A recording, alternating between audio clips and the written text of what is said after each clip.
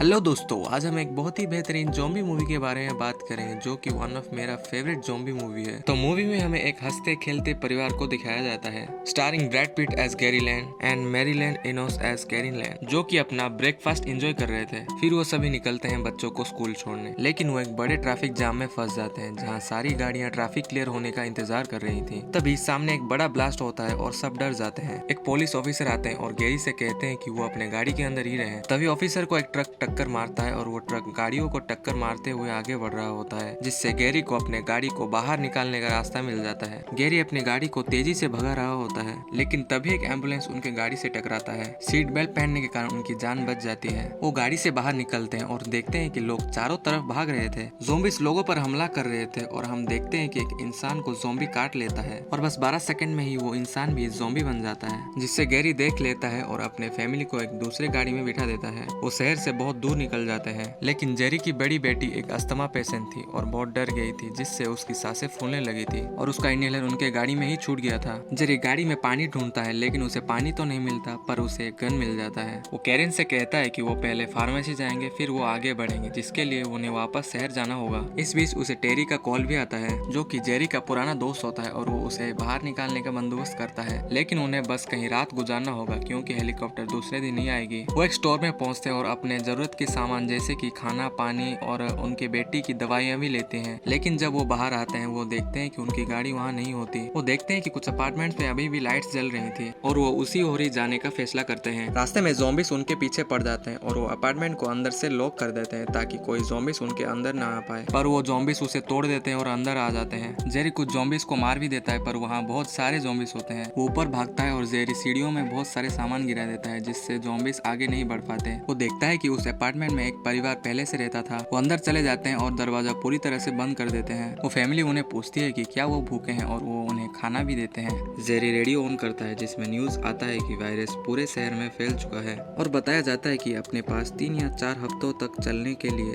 खाना पानी जमा कर लें, फिर सब सो जाते हैं। लेकिन जेरी को उन्हीं ज़ॉम्बीज़ का सपना आता है, जिससे उसकी नींद टूट जाती है। वो देखता है कि उसकी बेटी वहाँ पर नहीं होती। वो बाथरूम में चेक करता है, पर वो वहाँ नहीं होती। फिर वो देखता है कि वो एक कबर्ड में सो रही थी। उसके साथ एक बच्चा टॉमी भी होता है, क्योंकि वो रात भर रो रही थी और टॉमी ने उसे सपोर्ट दिया। अगले दिन जेरी बाहर निकलने की तैयारी करता है, क्योंकि उसे छत पर पहुंचना होगा हेलीकॉप्टर को सिग्नल देने के लिए। जेरी उस फैमिली को अपने साथ चलने कहता है, पर वो मना कर देते हैं। वो बाहर निकलते हैं और ऊपर की ओर जाने लगते हैं। तभी अचानक से एक ज़ॉम्बी जेरी पर हमला कर देता है, पर वो उसे मार गिराता है। लेकिन गोली की आवाज सुनकर बाकी ज़ॉम्बीज़ उन पर हमला कर देते हैं। ज़ॉम्बीज़ तेजी से उनकी ओर बढ़ रहे थे और बाहर उनका हेलीकॉप्टर आ चुका था, पर उन्हें ये पता नहीं था कि उनका अपार्टमेंट कौन सा है। जेरी इस बीच बहुत सारे ज़ॉम्बीज़ को मार गिराता है, पर एक ज़ॉम्बी उस पर भारी पड़ रहा होता है और उस ज़ॉम्बी का खून जेरी के मुंह में चला जाता है। लेकिन पीछे से एक गन चलती है और वो ज़ॉम्बी मारा जाता है। हम देखते हैं कि टॉमी उनके पीछे पीछे आ गया था। इस बीच कैरिन ऊपर पहुंच चुकी थी और उसने फ्लेयर भी चला दिया था, जिससे हेलीकॉप्टर को उनका लोकेशन मिल सके और पायलट उसे देख लेते हैं और उनकी ओर बढ़ने लगते हैं। फिर जेरी और टॉमी ऊपर पहुंचते हैं। जेरी पहले तो सबको अपने से दूर जाने कहता है और छत के किनारे जाके खड़ा हो जाता है और 12 तक गिनता है। जेरी ऐसा इसलिए करता है क्योंकि उसके मुंह में एक ज़ॉम्बी का खून चला गया था। उसे लग रहा था कि वो भी जल्द ही एक ज़ॉम्बी में बदल जाएगा, लेकिन उसे कुछ नहीं होता और जेरी अब भी नॉर्मल होता है। हेलीकॉप्टर अपार्टमेंट के ऊपर पहुंच जाता है, लेकिन हेलीकॉप्टर की तेज आवाज को सुनकर ज़ॉम्बी छत की ओर बढ़ने लगते हैं। जेरी उन्हें हेलीकॉप्टर में चढ़ने बोलता है और वो दरवाजे को होल्ड करता है ताकि उन्हें कुछ समय मिल सके। जब वो देखता है कि सभी हेलीकॉप्टर तक पहुंच चुके हैं, वो हेलीकॉप्टर की ओर भागता है। 2 ऑफिसर ज़ॉम्बीज़ को शूट कर रहे होते हैं। जैसे ही जेरी हेलीकॉप्टर में चढ़ता है, हेलीकॉप्टर टेक ऑफ करता है और वो वहाँ से सही सलामत निकल जाते हैं।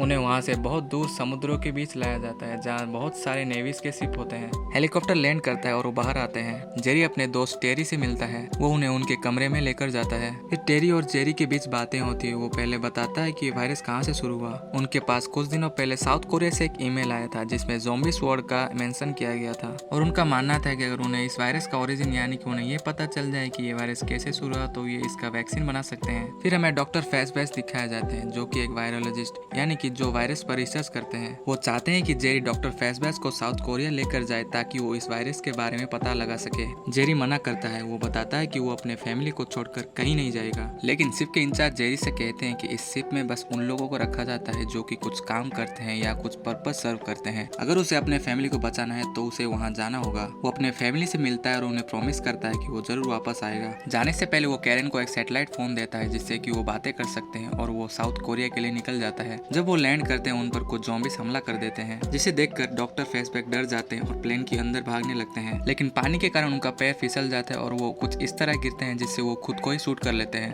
जिससे वो वहीं मर जाते हैं। फिर वहाँ उस बेस के सोल्जर उनकी मदद करते हैं और उन्हें अपने बेस में लेकर जाते हैं। उन्हें पूछा जाता है कि वो यहाँ क्यों आए हैं। जेरी बताता है कि वो वायरस के बारे में पता करने आए हैं। जेरी को पता चलता है कि ज़ॉम्बीज आवाज की ओर बढ़ते हैं और वो वहाँ एक XCI एजेंट से भी मिलता है, जो कि उसे बताते हैं कि इजराइल अपने कंट्री के चारों ओर बड़े बड़े दीवार खड़ी कर रहा है, क्योंकि इजराइल जानता होगा कि उन पर यह अटैक होने वाला है, इसलिए उन्होंने बड़े बड़े दीवारें खड़े कर लिए, इसलिए वो इसके पीछे हो सकते हैं। अगर जेरी को और इन्फॉर्मेशन चाहिए तो उसे जेरूसलम शहर में एक आदमी से मिलना होगा, लेकिन उन्हें वहाँ से निकलने के लिए प्लेन का फ्यूल भरना होगा। वो बाहर निकलते हैं बिना किसी आवाज के, लेकिन अचानक जेरी का मोबाइल रिंग होने लगता है, जो कि कैरन कॉल कर रही थी, जिनका आवाज सुनकर ज़ॉम्बीज उन पर हमला कर देते हैं, जहाँ बहुत सारे ज़ॉम्बीज मारे जाते हैं। वो फ्यूल भरते हैं और वहाँ से निकल जाते हैं। जेरी जेरूसलम शहर पहुंचता है और एक आदमी से मिलता है, लेकिन उसे कुछ खास जानकारी नहीं मिलती। जेरी बाहर घूम रहा होता है। वो देखता है कि कुछ लोग किसी तरह का प्रोग्राम कर रहे थे, जिससे कि बहुत आवाज आ रही थी और बाहर ज़ॉम्बीज इसी आवाज को सुनकर इकट्ठा हो रहे थे। जेरी उन्हें समझाने की कोशिश करता है, लेकिन उसकी कोई नहीं सुनता और बाहर ज़ॉम्बीज इकट्ठा होकर दीवार चढ़ने लगते हैं और देखते ही देखते ज़ॉम्बीज पूरी तरह से ऊपर पहुंच जाते हैं और गिरने लगते हैं, जिसे देखकर लोग भागने लगते हैं। लेकिन अब बहुत देर हो चुका था। ज़ॉम्बीज अब लोगों पर हमला करने लगे थे। अब जेरी को अपने प्लेन में वापस जाना होगा। वो एयरपोर्ट की ओर भागता है और तब तक ज़ॉम्बीज की तादाद बढ़ चुकी थी और वो लोगों को इन्फेक्ट करते जा रहे थे। लेकिन इस बीच जेरी एक चीज नोटिस करता है। वो देखता है कि ज़ॉम्बीज सब पर हमला कर तो रहे थे, पर वो कुछ लोगों को छोड़ भी रहे थे,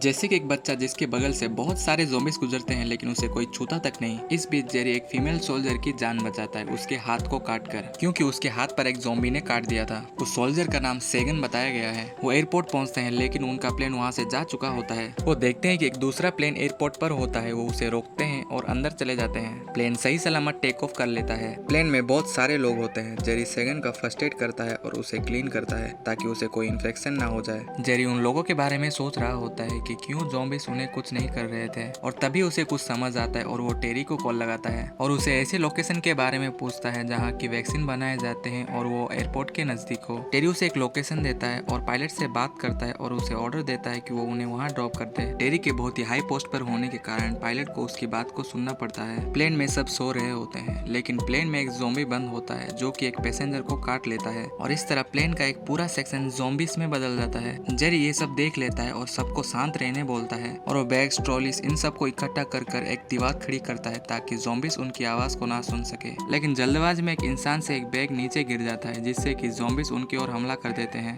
सेगन और जेरी बहुत सारे ज़ॉम्बीज को मारते हैं, लेकिन उनकी गोलियां खत्म हो जाती है और जेरी सेगन से एक ग्रेनेड लेता है और ज़ॉम्बीज पर फेंक देता है, जिससे प्लेन में एक धमाका होता है और प्लेन अनस्टेबल हो जाता है। जेरी और सेगन अपने सीट में बैठ जाते हैं और सीट बेल्ट लगा लेते हैं और उनका प्लेन क्रैश लैंडिंग करता है। जब जेरी की आंखें खुलती है, वो देखता है कि पूरा प्लेन क्रैश हो चुका है, बस जेरी और सेगन ही बचे होते हैं। जैसे कि आप लोगों ने देखा है कि एक सीट बेल्ट लगाने के कारण जेरी ने एक प्लेन क्रैश को भी सर्वाइव कर लिया, तो कृपया गाड़ी चलाते वक्त सीट बेल्ट जरूर पहने। तो मूविंग ऑन मूवी में जेरी और सेगन चलते चलते उसी WHO फैसिलिटी में पहुंच जाते हैं, यानी कि वर्ल्ड हेल्थ ऑर्गेनाइजेशन। जहां पहुंचते ही जेरी बेहोश हो जाता है। जब जेरी की आंखें खुलती है, वो देखता है कि वहां कुछ डॉक्टर्स होते हैं। डॉक्टर्स उसे पूछते हैं कि वो जेरी की क्या मदद कर सकते हैं। जेरी अपने एक थ्योरी सामने रखता है। वो बताता है कि अगर किसी इंसान के अंदर किसी तरह का डिजीज या वायरस हो तो ज़ॉम्बीज उन पर अटैक नहीं करते हैं, क्योंकि ज़ॉम्बीज सिर्फ हेल्थी होस्ट को ही इन्फेक्ट करते हैं। लेकिन डॉक्टर्स को इस थ्योरी पर प्रूव करने के लिए अपने अंदर वायरस को इंजेक्ट करना होगा। लेकिन एक दिक्कत है, जिस जगह पर सभी वायरस को रखा गया है वहाँ अब सब ज़ॉम्बीज बन चुके हैं। जेरी, सेगन और एक डॉक्टर वहाँ जाने का फैसला करते हैं। वो अंदर जाते हैं और अंदर बहुत सारे ज़ॉम्बीज होते हैं। वो बिना आवाज के आगे बढ़ रहे होते हैं, लेकिन एक ज़ॉम्बी जेरी को देख लेता है और ज़ॉम्बीज उनका पीछा करने लगते हैं। लेकिन जेरी ज़ॉम्बीज को अपने तरफ लाने की कोशिश करता है ताकि सेगन और डॉक्टर उस कंपाउंड तक पहुंच सके और सारे ज़ॉम्बीज उसकी ओर ही बढ़ने लगते हैं। जेरी भागते भागते एक दरवाजा बंद करता है, लेकिन एक ज़ॉम्बी दरवाजा बंद होने से पहले अंदर घुस जाता है।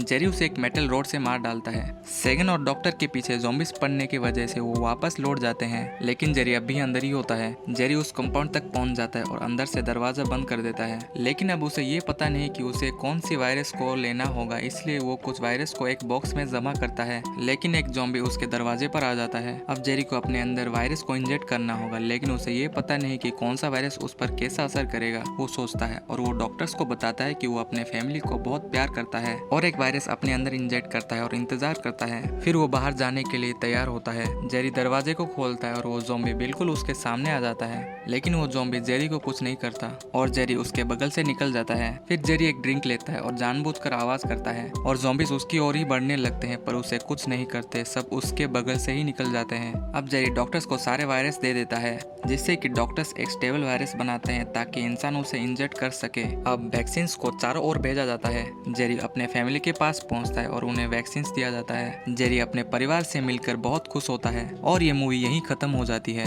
एंड दोस्तों, वीडियो अच्छी लगी हो तो लाइक करें, शेयर करें और चैनल को सब्सक्राइब जरूर करें।